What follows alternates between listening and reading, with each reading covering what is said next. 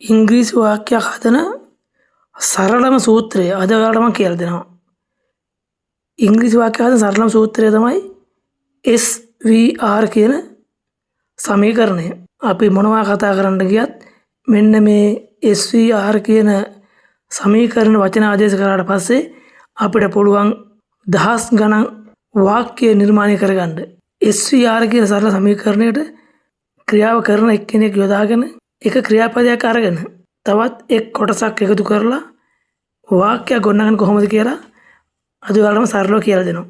අපි සිංහලෙන් කියන විදිහටම ඉංග්‍රීසියෙන් වචන ගොඩනගන්න බෑ. හරියට දැනගත්තොත් ඕන තරම් වාක්‍ය වලට ගොඩනගා ගන්න පුළුවන්.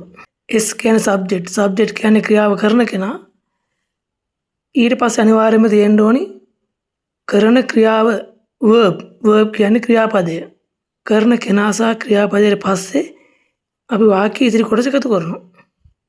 හරිම ලේසි. SVR R කියන්නේ rest කියන්නේ ඉදිරි කොටස. අපි උදාහරණ වාක්‍යයක් ගමු බලන්න. මම අඹයක් කනවා. අපි මේ වචන ටිකේ තේරුම බලමු ඉස්සරවම. මම අඹයක් කනවා. මම කියන්නේ I. අඹය කියන්නේ mango. අඹයක් කියලා අගට අල් කයන්න එක තුනකට අපි නාමපද මුලට දානවා අකුර. ඉංග්‍රීසි අල්කයන් අගට එනවා අඹයක් කියලා අපි අල්කයන් වලට මුලට දානවා mango. මම කියන්නේ I. අඹයක් කියන්නේ mango.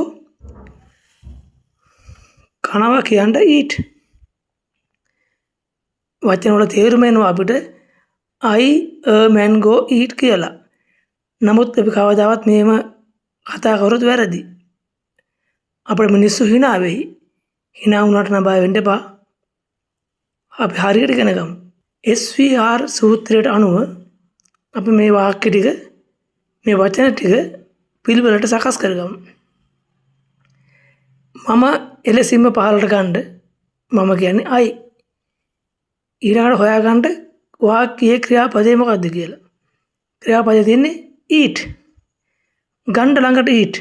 I eat. මම කරන්නේ මොකද්ද කියලා තමයි හොයාගන්න ඕනේ. I eat. මම කරන වැඩේ මොකද්ද? eat. කනවා. මම කනවා කියන එක ගත්ත මුලට I eat. මොනවද කන්නේ?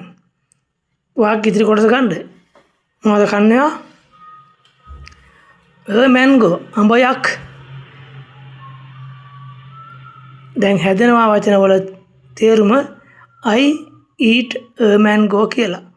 මෙන්න මේක තමයි වාක්‍යයක් හදන සරලම සමීකරණය. ඔයාලට දැන් පුළුවන් ඕන තරම් වාක්‍ය නිර්මාණය කරන්න මුලට I දානවා. ඊට පස්සේ තමන් කැමති ක්‍රියාපදයක් දාලා වාක්‍ය ඉතිරි කොටස තිබ්බත් නැතත් කමන්නේ. ක්‍රියාපද විතරක් දාලා එකතු කරන්න පුරුදුනත් ඒත් ඇති. මම යනවා I go. මම එනවා I come. මම කනවා I eat. මම බොනවා I drink. මම සෙල්ලම් කරනවා I play. මේ වගේ කොටස් දෙකේ වාක්‍ය පුළුවන් තරම් ලියලා පුරුදු වෙන්න. ඊට පස්සේ අගට එකතු කරන්න වාක්‍ය ගැලපෙන පරිදි ඉතිරි කොටස. මම යනවා පාසල්. I go to school. මම යනවා class. I go to class. මම ඉංග්‍රීසි කතා කරනවා. I speak English. මම හිතනවා I think. මේ වගේ ඔයාට පුළුවන් කරන කෙනා මුලට දාලා ක්‍රියාපද ඕන තරම් වාක්‍ය අගට දාලා හදාගෙන යන්න. මගේ මේ channel එක තාම ඔබ subscribe කරලා නැත්නම් දැන්ම subscribe කරලා තියාගන්න. මේ වෙනකොට මම උගන්වලා තියෙනවා ඔබට ක්‍රියාපද ing බවට හරව ගන්න කොහොමද? ක්‍රියාපදයේ ස්වරූප කීයක් තියෙනවද? do does දාලා ප්‍රශ්න අහන්න කොහොමද? මගේ පරණ වීඩියෝ බලා ගන්න. මගේ channel එකට යන්න. පරණ වීඩියෝ ටික බලන්න.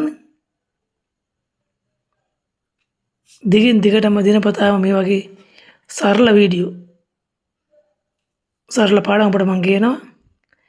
එකක මිස් කරගන්න එපා. පොතක් කරන් මුලින් ඉඳලා ලියා ගන්න පටන් ගන්න. අපි ටිකෙන් ටික අපේ දැනුම වර්ධනය කරගෙන දැනුමක් සහිත පුද්ගලයෙක් වෙමු. මේ වෙද්දී මම ඔයාලට කියලා දීලා තියෙනවා and the භාවිත කරන්න කොහොමද කියලා. ඒ අනුව ක්‍රියාපදයක ස්වරූප පහ මොනවද කියලා දීලා තියෙනවා. ඉංග්‍රීසි භාෂාවේ කාල භේද කීයක් තියෙනවද? ඇක්ටිව් වොයිස් වල නම් කාල භේද 12යි. පැසිව් වොයිස් වල නම් කාල භේද 8යි.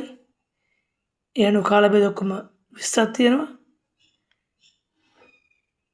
ඊට අමතරව පසුගිය පාඩම් වල කියලා දීලා තියෙනවා do does දාලා ප්‍රශ්න අහන්න කොහොමද කියලා. පරණ වීඩියෝ ටිකක් බලන්න. ඉදිරියට දාන වීඩියෝත් මිස් වෙන්නේ නැතුව බලා ගන්න. මගේ channel එක subscribe කරලා තියාගන්න. අනිත් අයට ෂෙයා කරන්න කමෙන්ට් එකක් දාන්න.